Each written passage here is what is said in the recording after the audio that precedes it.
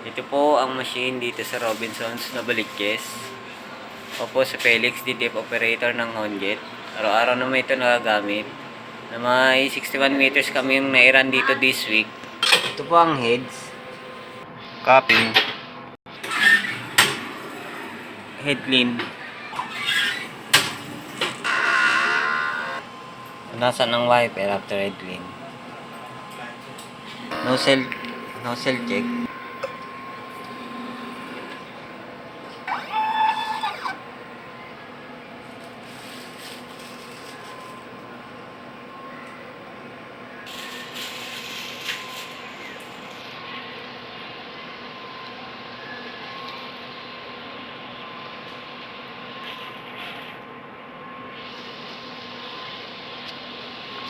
Ang ink system ay tama lang. Use ink. Unuse ink. Film powder. Ito po ang system daily workload. Ito po yung consumables withdrawal. Nakagamit tayo this week ng isang green soaking solution ng Kuyi. Ito naman po yung inventory natin this week. At ito naman yung SRR ko.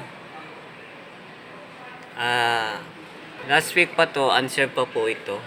Ito naman po yung DTF monthly maintenance checklist. Maraming salamat po.